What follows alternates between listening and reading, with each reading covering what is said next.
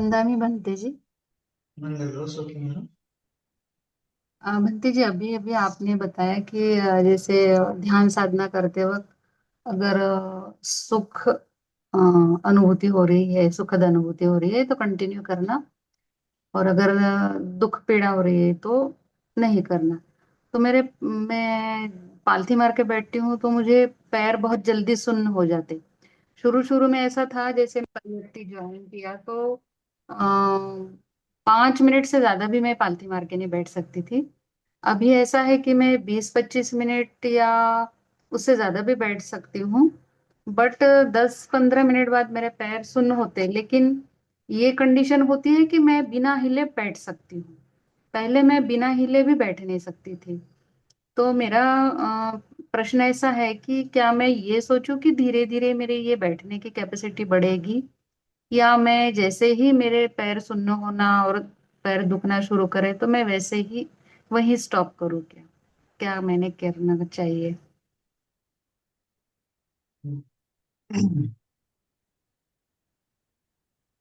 तो कैसी चीजें हैं कि इसीलिए ये चीजें मैं बता रहा हूँ ना कि भीतर का विचार क्या है, ये आपको जानना पड़ेगा। आप किस जी। चीज के ऊपर मन एकाग्र कर रहे हैं, किस वेदना के ऊपर, किस संस्कार के ऊपर मन एकाग्र कर रहे हैं। वेदना मतलब एक प्रकार का संस्कार ही है वो। यहाँ से आपको यहाँ हो सकता है, पूरे हाथ में फील हो सकता है, पूरे पैर में फील, कहीं पे भी कैसे हो, किसी भी आकार का उकार का हो सकता है। तो उसको फील करना है और फिर उसका कनेक्शन बॉडी के साथ फील करना है। पूरे बॉडी में कहाँ कहाँ उसका कनेक्शन है, तो पैर में भी उसका कनेक्शन होता ही होता है। तो आपको पैर में भी स्मृति को लेके जाना है। आप स्मृति को फैलाते ही नहीं है पूरे शरीर में, तो क्या होता है, पैर में पीड़ा उत्पन्न होती है। तो इसीलिए पूरे शरीर में अगर फैलाओगे इस निमित्त को, तो आपको बहुत जल्दी मतलब पीड़ा होगी ही नहीं, है ना। और संस्कार भी जर्जरा होती चली जाएंगे। अगर पीड़ा हो रही है ध्यान करने के उठने के बाद, इसका मतलब वो संस्कार निकले नहीं है। वो तो वैसे के वैसे ही दबे हुए, हमने जस्ट सप्रेशन किया है उसका। निकले मतलब क्या है कि हल्का हल्का महसूस होना चाहिए, तब जाके निकल रहे हैं, है ना। तो ध्यान में आपका ध्यान अच्छे से हो रहा है, इसका क्या है एक चीज नोटिस करने का, कि ध्यान में आप बैठ रहे हैं, ध्यान में बैठे हैं, एकदम इजीली बैठे हैं, ऐसे जाके ऐसे बैठे, ध्यान लगे। फिर ध्यान में उठने के बाद आप वैसे ही उठने चाहिए जैसे कुछ हुआ ही नहीं, जैसे अभी बैठे और अभी उठे। 1 घंटे के बाद भी वैसे ही उठना चाहिए। अगर ऐसा हो रहा है तो इसका मतलब आपका ध्यान बहुत अच्छे से हो रहा है। अगर ऐसा नहीं हो रहा है, आधा घंटे बाद 1 घंटे बाद उठ रहे हैं, पैर में मूंगिया है, चिड़िया है, आ, पीड़ा है, मोच लग रही है, तो इसका मतलब प्रॉपरली नहीं हो रहा है ना। तो इसीलिए मैं बोल रहा हूँ कि आपको ये निमित्त पूरे बॉडी में फील करना पड़ेगा और उसको परिशुद्ध करना पड़ेगा। परिशुद्ध करने का मतलब ही पूरे बॉडी में फील करना है, हेतु प्रत्यय जानना है। पच्चा परिज्ञा ज्ञान, समाचरण ज्ञान, मतलब कि उसको परिशुद्ध करना ही है। तो ये चीज आपने अगर कर ली तो आपको पीड़ा उत्पन्न होगी ही नहीं, क्योंकि दो मनस्य को हमने घटाना है। अथंगम आया है वो बोला है ना, ये इकायनो विक्रम गोचताना विशुद्धिया शोक परिदेवानंद समतिक्रमाय दुख दोमनसानंग अथंगमाय। दुख और दोमनस्य को नष्ट करने की साधना है ना। शोक परिदेव को समतिक्रमाय, शोक परिदेव को साइड में हटाने की भावना है। दुख दोमनस्य को खत्म करने की, निरोध करने की भावना है। तो दुख दोमनस्य अगर रह रहा है तो इसका मतलब हम ये सती प्रत्यान की भावना कर ही नहीं रहे हैं, हम तो कुछ और ही कर रहे हैं, है ना। तो इसीलिए प्रॉपरली सतीपट्टान की भावना करने के लिए आपको प्रॉपरली काय संस्कार को फील करना पड़ेगा, प्रॉपरली वेदना संस्कार को फील करना पड़ेगा। जैसे ही आप उसमें फील करते हो, फील करना चालू हो जाते हो और आप भीतर के विचार को समझते हो, तो भीतर के विचार को छोड़ना इजी हो जाता है। फिर जैसे ही आप भीतर के विचार को छोड़ देते हो, त्याग करते हो, तो अपने आप आपको शांति महसूस होती है, संस्कार भी वहां पे खत्म हो जाते हैं। तो ये संस्कारों को परे ऐसे जाया जाता है, सपरेशन करके नहीं जाया जाता। उपेक्षा भाव रख के केवल नहीं जाया जा सकता। आपको उपेक्षा भी चाहिए, वहां पे समाधि भी चाहिए, और आपके पुरुषार्थ भी करना पड़ेगा, आपको निमित्त को परिशुद्ध भी करना पड़ेगा। ये तीन चीजें आपको बार बार करनी पड़ेगी, तब जाके आपको फायदा होता है, तब जाके आप सम्यक समाधि की तरफ आगे बढ़ते हैं। सतिपट्ठान कायानुपशना, वेदनानुपशना, चित्तानुपशना, धम्मानुपशना को प्रॉपरली करते हैं। अदरवाइज गड़बड़ हो सकती है। अदरवाइज ये सब्रेशन है, ये सम्यक समाधि का पार्ट नहीं है। ठीक है। बंटी जी, वेदना का विदर्भ कैसे डेवलप करना चाहिए? जैसे हम आनापान सती करते हैं तो उससे में वेदना होती है, तो हम उस पर फोकस करना चाहिए, उसको फैलाना चाहिए, तभी उसका वितर्क डेवलप हो जाएगा, या और कुछ करना चाहिए? हाँ, जो फील हो रही है आपको उसका मतलब वो भीतर के डेवलप हो गया ऑलरेडी, लेकिन उसको पूरे बॉडी में आपको महसूस करना है कि इसका फैलाव कहाँ कहाँ है बॉडी। ठीक है, तब जाके वो निमित्त को परिशुद्ध हो जाना। पितर को तो यू आसानी से हो जाता है, लेकिन वो उसको परिशुद्ध करना, ये टास्क बहुत इंपॉर्टेंट है। तो वितर्क को तो उत्पन्न होता है, लेकिन हमें नोटिस करना है कि हाँ, इसको वितर्क में कहूंगा, इसको मैं विचार करूंगा। फिर उसके बाद उसको पूरे बॉडी में जब आप फील करते हो तो उसका मतलब आप उसको परिशुद्ध कर रहे हो। परिशुद्ध कर रहे हो मतलब कि निमित्त को परिशुद्ध कर रहे हो, मतलब कि उसको बढ़ा रहे हो, उसको डेवलप कर रहे हो, उसको पूरा फील कर रहे हो, उसका काज एंड हेतु, कार्य कारण भाव जान रहे हो। फिर तब जाके आपको ज्ञान उत्पन्न होगा। ज्ञान उत्पन्न होने के बाद वो वो तो अनित्य है ही, क्योंकि ये निमित्त जब प्रतिकर्म निमित्त से उग्र निमित्त उत्पन्न होगा तो वो चेंज हो जाएगा डायरेक्टली, वो दूसरा ही उत्पन्न होगा। क्योंकि वो जस्ट कहने के लिए यही निमित्त आगे आगे बढ़ रहा है, लेकिन वो संस्कार अलग है। प्रतिकर्म निमित्त अलग है, उग्र निमित्त अलग है, अपर्णा निमित्त अलग है। तो एक एक कोलैप्स हो रहा है, मतलब एक एक का निरोध हो रहा है, दूसरा उत्पन्न हो रहा है, एक का निरोध हो रहा है, दूसरा उत्पन्न हो रहा है। लेकिन फिर भी आपको पूरे बॉडी में उसको नोटिस करना है। जो उत्पन्न हो रहा है सांस के साथ आपको पूरे बॉडी में फील करना है। फिर पूरे बॉडी में फील करने के बाद अपने आप वो शांत हो जाएगा। फिर दूसरा उत्पन्न होगा, फिर उसको बॉडी में फील करना है, फिर वो शांत हो जाएगा। फिर दूसरा उत्पन्न होगा, फिर बॉडी में फील करना है, फिर शांत होगा। इस प्रकार से। 15वीं देशी। अ, मान लीजिए। तो मेरा नेक्स्ट मंथ विपස්සना है, मतलब मेडिटेशन कोर्स है।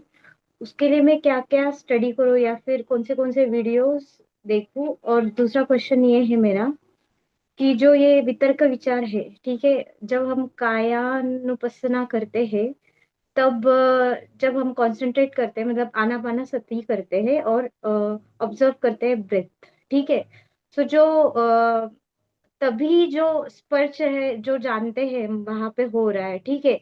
तो उसके बाद जो विचार आते हैं, ठीक है, thoughts, so it is related to कायानुपස්සना वाला वितर्क विचार, इसको बोल सकते हैं क्या? नहीं नहीं, और नहीं? थॉट आ रहे हो उसको नहीं बोलेंगे।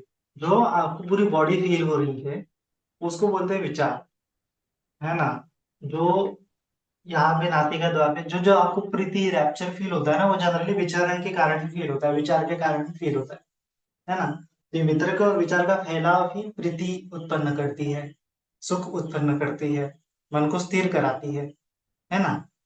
ये थॉट लेवल की बात नहीं है, ये जो अनुभव है आपको चित्त में अनुभव हो रहा है, फैलने का अनुभव हो रहा है, उसको विचार बोला है। विचार मतलब चित्त विचरण कर रहा है। चित्त जैसे स्विमिंग कर रहा है ना। स्विमिंग कर रहा है तो स्विमिंग पूल में तो वो कैसा फील कर सकता है, पूरे मैं स्विमिंग पूल में डाइव कर रहा हूँ। समंदर में है तो उसको मैं पता होगा कि मैं समंदर में डाइव कर रहा हूँ। तो ये विचार मतलब चित्त का फैलाव, समंदर की तरह, स्विमिंग पूल के पानी की तरह, है ना। ये थॉट लेवल की बात नहीं है। थॉट लेवल पे जो चल रहा है वो तो उसको तो यूनिस मनसिकार बोलते हैं। तो ये जो फील कर रहा है चित्त, वो है। और जो चित्त का पकड़ाव है वह वितर्क है, और जो उसका फैलाव है वह विचार है। पकड़ाव वितर्क है, फैलाव विचार है। इस प्रकार से जो कर्टन का एग्जांपल है ना, कि कर्टन को ऐसे हमने पिंच कर लिया तो वो वितर्क है। और उसका जो रिंकल्स गिर जाते हैं पूरे कर्टन पे, पूरे कपड़े पे, तो वो क्या है, विचार है। मतलब वो फैलाव कहाँ कहाँ तक है। जैसे वो general theory of relativity, Albert Einstein ने जो ग्रेविटी का सिद्धांत बताया, तो स्पेस कैसे बेंड हो जाता है ना। तो जिस ऑब्जेक्ट के कारण स्पेस बेंड हो रहा है वो ऑब्जेक्ट बोलते हैं वितर्क, और जो बेंड हो रहा है स्पेस उसको बोलते हैं विचार। जैसे रबर की शीट है और उसमें हमने पत्थर डाल दिया, तो पत्थर डाल दिया तो वो सिंक होता है, ऐसा रबर की शीट ऐसे सिंक होती है। तो वो वितर्क है, और वो जहां तक सिंक हो रही है, जहां तक उसका कर्वेचर है, तो उसको बोलते हैं विचार, चित्त का। चित्त जहां तक उस वितर्क को फील कर रहा है उसको बोलते हैं विचार, है ना। तो ये वितर्क को पूरी तरह से फील करना ही विचार है ना। वितर्क को पूरी तरह से फील करना विचार है, ना कि थॉट करना, ना कि चिंतन मनन करना। जैसे अगरबत्ती का एग्जाम्पल है ना, अगरबत्ती है और सेंट है। सेंट मतलब विचार है, सेंट मतलब थॉट नहीं है है ना। थॉट मतलब उसके ऊपर कैलकुलेशंस है, फिर ये अगरबत्ती है, ये सेंट है, ऐसा। तो ये अगरबत्ती मतलब वितरक है, और उसका सेंट आ रहा है, जो परफ्यूम सुगंध आ रहा है, वो विचार है। मतलब चित्त पूरा फैला हुआ है एक ऑब्जेक्ट को पकड़ते हुए। चित्त ने चित्त का फैलाव है। तो जहां जिस ऑब्जेक्ट को पकड़ा हुआ है उसी आयतन में चित्त का जो फैलाव होता है उसको विचार बोलते हैं। जैसे बॉडी कॉन्शियसनेस में बॉडी पकड़ा हुआ है, तो बॉडी के ऊपर जो चित्त का फैलाव है उसको ही विचार बोलते हैं। अगर चक्षु आयतन है तो चक्षु आयतन में ही चित्त का जो विस्तार है उसको विचार बोलते हैं। कैंडल है तो कैंडल को इर्द गिर्द महसूस कर रहा है, पृथ्वी का सीन है तो पृथ्वी का सीन को इर्द गिर्द महसूस कर रहा है, तो वो विचार है। उसके ऊपर कैलकुलेशंस करना मतलब हम थॉट लेवल पे है। ठीक है, तो ध्यान का वितरक का विचार अलग होता है। ये विचार मतलब चित्त का फैलाव है, ये थॉट लेवल की बात नहीं है। ठीक है, वितरक का मतलब चित्त ने जो पकड़ा हुआ है ऑब्जेक्ट, सेंसेशन है, बॉडी है, ये ऑब्जेक्ट ऑफ माइंड है, और उसका पूरे बॉडी में जो फैलाव है वह विचार है। तो उस पूरे फैलाव को हमें नोटिस करना है, स्मृति उसके ऊपर लेके जानी है। स्मृति ले जाने से वो फैलाव अपने आप नोटिस हो ही जाता है, फिर वो निमित्त और ज्यादा परिशुद्ध हो जाता है। वो निमित्त परिशुद्ध होने से प्रीति परिशुद्ध हो, प्रीति बढ़ती है, सुख बढ़ता है, एकाग्रता बढ़ती है, ध्यानांग बढ़ने से आगे आगे की ध्यान की अवस्था में चले जाते हाँ बनते हैं। जी जी। बोलिए। तो मैं विपස්සना पद्मासन लगा के करती हूँ। और जो बोलते थे सर से पाँव तक और पाँव से सर तक, वैसे ना करे। एक मतलब अ, मन को ऐसा करती हूँ कि कुछ विचार नहीं आने देती हूँ, और बॉडी पे कंसंट्रेट करती हूँ। तो 1 आध घंटे तक कुछ भी वेदना नहीं होती है बॉडी में, और फिर 1 आध घंटा होता है तब वेदना चालू हो जाती है। तो ऐसा क्यों? तो आपका चित्त ने वो वितर्क विचार को, एक ही वितर्क विचार को पकड़ा हुआ है, पूरे वितर्क विचार को नहीं पकड़ा। एक ही वितर्क विचार मतलब जिस ऑब्जेक्ट को पकड़ते हुए मन आपका स्थिर हो रहा है वही आपका वितर्क विचार है ना। तो उसको आपको नोटिस करना है कि किस प्रकार के संस्कार को मेरे माइंड ने पकड़ा हुआ है और उस पर मन स्थिर है। तो जैसा आपको फील हो रहा है वही आपका वितर्क है, वही आपका वितर्क विचार है। जनरली वितर्क विचार को एक ही टर्म बोला जाता है, तो वही आपका वितर्क विचार है। ठीक है, तो वो आपका निमित्त है। ध्यान का निमित्त उत्पन्न होने से आप उस निमित्त में आपका चित्त लिप्त रहा है। लिप्त रहने के कारण आपको दूसरे जो आयतन के निमित्त उत्पन्न हो रहे हैं वो तो पता ही नहीं चल रहा है क्या चल रहा है बॉडी में, क्या नहीं चल रहा है। तो दूसरे निमित्त पता ही नहीं होने के कारण आप उसी निमित्त में रह रहे हो 1 घंटा। फिर इस निमित्त के बाहर आने के बाद फिर आपको दूसरे बॉडी के निमित्त जो है, आयतन के निमित्त जो है पता चल रहा है, सेंसेशन वगैरह जो है पता चल रहा है। तो आपको इस निमित्त को पहले तो नोटिस करना पड़ेगा, ये भीतर का विचार है या फिर ये निमित्त है। फिर उसके बाहर उसमें नहीं एंटर होने के लिए कोशिश करना है, तब जाके आपको पूरे बॉडी के फील होंगे, या फिर पूरे बॉडी में वो फील करने की कोशिश करना है। उस प्रकार से भी आप साधना कर सकते हैं, पूरी बॉडी में भी उसको फील कर सकते हैं, उसके संस्कारों को। सती को बढ़ाना है उस निमित्त के अंदर बाहर, सती को बढ़ाना है।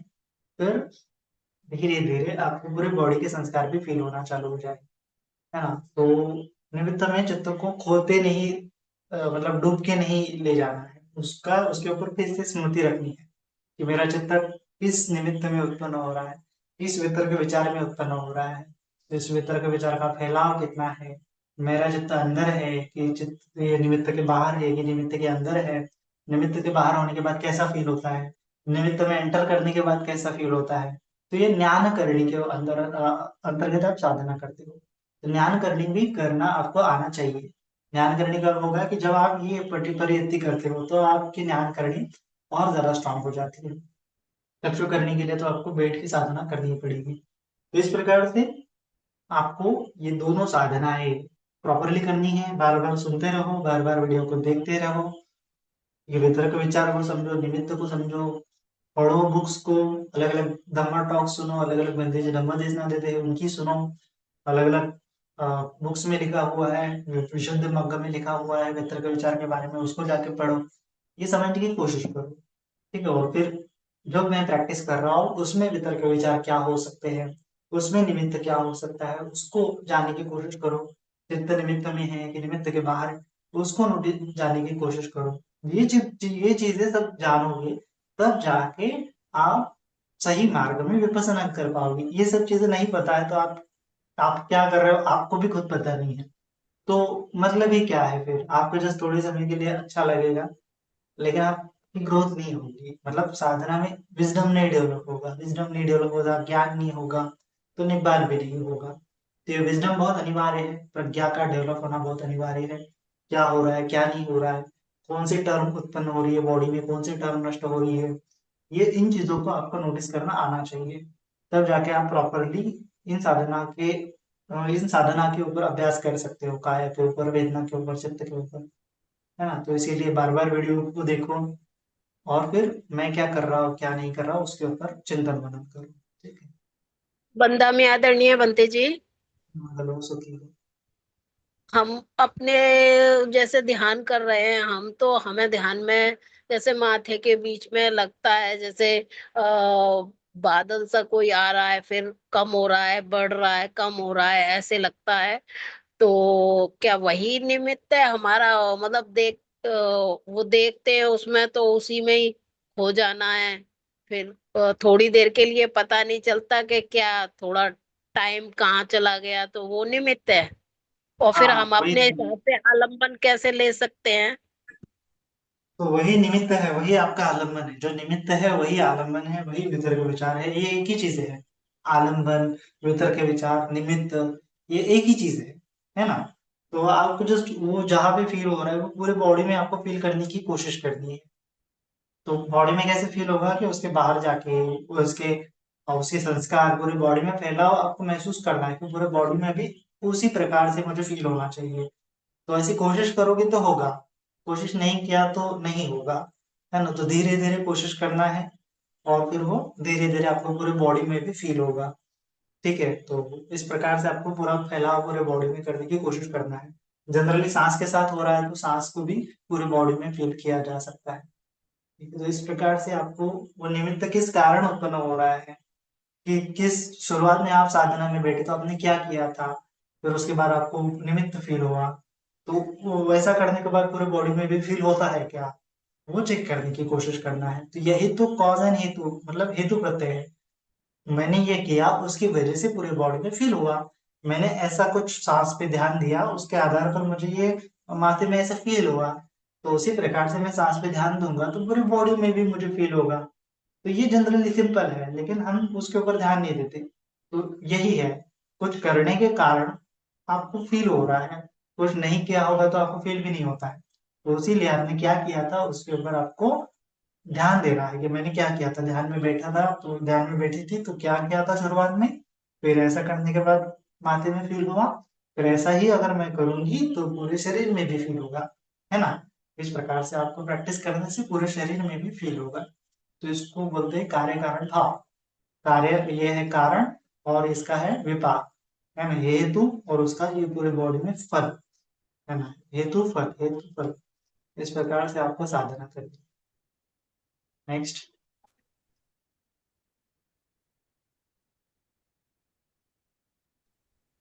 वंदना में बनते जी। मंगलो सुखी। आ, बनते जी, मेरा सवाल ऐसा है कि आज मैं जब यानी घर की तरफ आ रहा था ऑफिस के बाद, तो मैं बाइक से ट्रैवल कर रहा था। तो कुछ पहाड़ियों वाला रास्ते पे आने के बाद पूरा बादल नीचे आए हुए देख के, वो आसमान को देख के मुझे ऐसे एक शांति सी फील होने लगी। और मैं पोएम लिखता हूँ तो मैं सडनली कुछ अब अपने आप अंदर से एक पोएम आने लगी। तो बाद में मैंने उसको स्टॉप किया। पर मैं अभी ये लेक्चर सुनने के बाद ये समझना चाहता हूँ कि क्या मैंने उस पहाड़ों को या उस बादलों को देख के क्या ग्रहण किया, और वो सडनली जो सुख फील होता है मुझे पोएम लिखते वक्त या पोएम करते वक्त, तो क्या वो मेरा निमित्त होता है या क्या होता है वो? नहीं नहीं, ऐसी चीज को निमित्त नहीं बोला जाता है। जनरली ये एक ही कॉन्शियसनेस में होते हैं, है ना। जो आपको दिख रहा है वो चक्षु चक्षु आयतन है ना, चक्षु आयतन है, आई कॉन्शियसनेस है। तो निमित्त भी आपका आई कॉन्शियसनेस में उत्पन्न होगा। वो थॉट लेवल पे क्यों जा रहा है? मनो कॉन्शियसनेस है ये। थॉट लेवल मतलब मनो कॉन्शियसनेस है। तो आप बॉडी कॉन्शियसनेस के ऊपर साधना कर रहे हो तो बॉडी कॉन्शियसनेस के ऊपर ही आपको भीतर के विचार फील होगी। ये थॉट का उसका कुछ लेना देना नहीं है। आई कॉन्शियसनेस के ऊपर साधना कर रहे हो तो आई कॉन्शियसनेस में ही आपको वो चित्त का फैलाव महसूस होगा। एक ही आयतन में, एक ही कॉन्शियसनेस में, एक ही इंद्रियों में, एक ही इंद्रिय में आपको साधना करनी होती है। ये तो अलग है ना, ये चक्षु अलग है, ये थॉट अलग है, ये सब चीजें अलग है, तो उसको निमित्त नहीं बोला जाता। एक ही आयतन है, एक ही आयतन में ये वितर्क विचार उत्पन्न हुआ, चित्त स्थिर हुआ, एक ही आयतन में चित्त स्थिर है, वो दूसरे आयतन में जा ही नहीं रहा है, तो तब जाके उसको निमित्त बोला जाता है। वो एक आयतन में उसको निमित्त बन गया, घर बन गया उसका, चित्त रहने के लिए, स्थिर रहने के लिए निमित्त बन गया कि यहाँ पे आके चित्त स्थिर होता रहेगा। तो इस प्रकार से ये वितर्क विचार मतलब ये चित्त स्थिर हो रहा है, उसी आयतन में उसका फैलाव है। और ये जनरली ध्यान में बोला गया है। ध्यान में मतलब ध्यानांग बोला गया। ध्यानांग का मतलब कि आप लंबे समय तक, क्षणिक समाधि, उच्चार समाधि, अपरण समाधि होती है, क्षणिक या फिर लंबे समय तक उस अवस्था में रहते हैं। एटलीस्ट 15 मिनट तो आप उस समय अवस्था में रहते ही रहते हो। तो 15 मिनट किसी आधार पर आपका चित्त स्थिर हो रहा है, तो उस आधार को ही निमित्त बोलते हैं, और उस आधार निमित्त को ही वितर्क विचार बोलते हैं, है ना। वो निमित्त दो चीजों से बना होता है, वितर्क विचार। वो पकड़ाव और चित्त का फैलाव, चित्त का पकड़ाव और चित्त का फैलाव, इस प्रकार से होता है। तो यह चीज समझने की कोशिश करना है, बार बार सुनना है प्रवचन को। पिछली बार भी मैंने बताया था, अभी भी बार बार सुनना है, समझना है, ठीक है। वंदन में बनते। मंगल, ओके। अ, मैं ये 4-5 साल से मैं आनापान करती हूँ, सुबह को करती हूँ। लेकिन मुझे ऐसा फील होता है कि मैं आनापान करते टाइम मेरी प्रतिकृति मेरे सामने है, और मैं जो अपना श्वास अंदर लेती बाहर लेती, वो मुझे नहीं फील होता, लेकिन उस जो सामने वाले है उसमें फील होता है मुझे। ये मेरा जो बराबर ध्यान चल रहा है वो सही मार्ग पर है क्या गलत मार्ग पर? बराबर बराबर। तो जो आपको आपकी बॉडी की प्रतिकृति दिख रही है वही आपका निमित्त है ना। और वो क्यों कर रहे हैं? आप यहाँ पे सांस अभ्यास कर रहे हैं तो आपको निमित्त उत्पन्न हो गया, तो ये हेतु है और निमित्त उसका प्रत्यय है। तो अभी आपको निमित्त को परिशुद्ध, निमित्त तो उत्पन्न हो गया है, ठीक है, पहली स्टेप हो गई। दूसरी स्टेप है कि उस निमित्त को पूरे बॉडी में फील करना है, ठीक है। तो आप अगर पूरी बॉडी में आपके रियल बॉडी को फील करोगे सांस के साथ, तो निमित्त भी आपको पूरा फील होगा पूरी बॉडी के साथ। ऐसा भी हो सकता है, हम्म। एक जगह पे हो रहा है तो एक जगह पे, लेकिन पूरे बॉडी को फील करने की कोशिश करनी है, ठीक है। तो इस प्रकार से आपको पूरे बॉडी में सांस को फील करना है, पूरे बॉडी के काय संस्कारों को फील करते हुए, शांत करते हुए, है ना। पूरे बॉडी के काय संस्कार फील होंगे। जैसे काय संस्कार मतलब कहीं भी आपको खुजली महसूस होगी, कहीं पे थोड़ा चिड़िया चिड़िया लगेगी, कहीं थोड़ी वेदना लगेगी, कहीं थोड़ी सेंसेशन लगेगी, कभी थोड़ी नरम लगेगा, कोई तो भी गर्म लगेगा। तो उस पूरी चीज को महसूस करना है पहले सांस में, फिर दूसरे सांस में उसको पूरी तरह से शांत करने की कोशिश करना है ना। तो रिलैक्स करने की कोशिश करना है। फील करोगे पूरी बॉडी को तो अपने आप वो रिलैक्स होते ही भी चले जाएंगे। तो आपको जस्ट पूरे काय संस्कारों को फील करना है कि मेरे बॉडी में जो हलन चलन हो रही है, चिड़िया जैसी है, चुभन जैसी है, जो छोटे मोटे काय संस्कार है, पूरे सांस के साथ लेते हुए पूरे बॉडी के काय संस्कार को शांत करना है ना। पूरे बॉडी के संस्कारों को फील करना है, शांत करना है, फील करना है, शांत करना है, ऐसे करते जाना है। फिर आपकी जो प्रतिकृति है वो और ज्यादा आभा एकदम लाइट होगी, एकदम चमकने लगेगी, चंद्रमा की तरह प्रफुल्लित होती चली जाएंगी, और उसको एक आकार भी आने लगेगा। आपको जस्ट काम करते जाना है और वो आकार आपका बढ़ता बढ़ता चला जाएगा, परिशुद्ध होता चला जाएगा, ठीक है। तो इस प्रकार से आप आगे का काम करते जाना है। पूरे बॉडी को फील करना है, पूरे बॉडी के काय संस्कार को फील करना है, पूरे बॉडी के काय संस्कार को शांत करना है, ठीक है। बहुत बढ़िया है, मंगल हो आपका कल। वंदा मी आदरणीय पूजनीय बनते जी। मंगल। बनते जी, मैंने गोयनका गुरु जी के 8-10 शिविर अटेंड किए हैं। इसके बाद 2 सती पट्ठान शिविर भी किए। तो अभी कुछ टाइम बाद मैं सती पट्ठान शिविर अटेंड करने जा रहा हूँ। तो मेरे को ये बता था कि जैसे गुरुजी गोयनका जी कहते हैं सतीपट्टन की शिविर में कि आप साधना 10 जैसी करते हो वैसी करना है। पर सतीपट्टन के शाम के प्रवचन वो 1.5 घंटे वाले अलग ही रहते हैं, मतलब बहुत गंभीर जो रहते हैं, कायानुपश्यना, वेदनानुपश्यना, चित्तानुपश्यना, धर्मानुपश्यना। पर वो साधना वैसी 10 दिन जैसी करनी। तो मेरा आपसे सवाल ये है कि अब जैसे इतना टाइम हो गया, मेरे को घर पे भी रेगुलर सुबह शाम करता हूँ मैं, तो अच्छा मतलब ध्यान भी लगता है। तो मेरे लिए कुछ आप निर्देश दीजिए ना, अच्छे मैच्योर्ड डायरेक्शंस, कि जिससे सतीपट्टन शिविर में मैं कैसे अब ध्यान करूं, ताकि मेरी अच्छी प्रगति हो जाए, उसमें अच्छा सा कर सकूं। आपकी ओर से कुछ निर्देश। तो ये यही तो मैं बता रहा हूँ ना कि यही सती पठान है। ये पूरा जो चीजें 2-3 लेक्चर मैंने बताया है, तो ये पूरा प्रैक्टिस कायानुपश्यना वेदनानुपश्यना के ऊपर। तो वितर्क विचार अगर आपको समझ में आ जाता है, तो आप कौन सी भी साधना करो दुनिया की, आप इजीली कर सकते हो। तो आपको जस्ट समझना है कि वितर्क विचार क्या होता है, निमित्त क्या होता है, फिर आपको दुनिया की सारी साधनाएं समझ में आ जाएंगी। और फिर निर्वाण की साधना मतलब क्या है कि अनिमित्त की साधना होती है, सभी निमित्तों के परे जाना होता है। लेकिन जैसे मैंने पहले बताया था कि 2 प्रकार से निर्वाण की साधना करनी पड़ती है। पहला होता है कि आलम्बन के ऊपर मतलब निमित्त के ऊपर, और दूसरा होता है चित्त के ऊपर। ठीक है, तो ये पहली स्टेप है कि निमित्त के ऊपर साधना करते करते जाएंगे, अनिमित्त के क्षेत्र में चले जाएंगे। और साथ ही साथ फिर दूसरी साधना के ऊपर भी नेक्स्ट वीडियो बनाऊंगा कि चित्त में कैसे उसको ग्रहण करना है।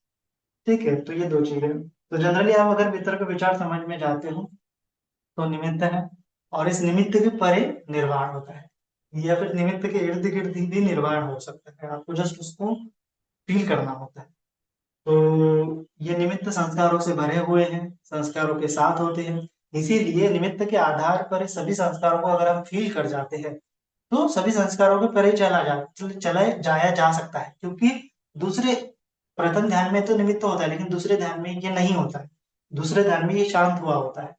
तो इसीलिए दूसरे ध्यान में ही आपको अनिमित्त की साधना हो सकती है। तो इसीलिए निमित्त को समझना बहुत अनिवार्य हो जाता है, और फिर अनिमित्त को समझना भी अनिवार्य हो जाता है। तो निमित्त को समझना मतलब ये आपका वितर्क विचार को समझना, फिर निमित्त को समझना, फिर निमित्त के माध्यम से काय संस्कार को, वेदना के संस्कारों को पूरा फील करना। फिर फील करने के बाद वो अपने आप शांत हो ही जाएंगे, उसका निरोध आपको फील होगा।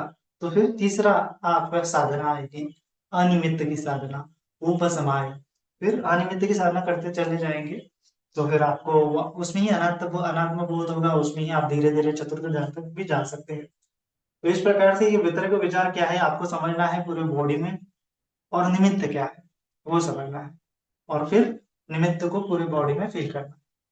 ठीक है, इस प्रकार से आप साधना करते चले जाओ तो अच्छा होगा।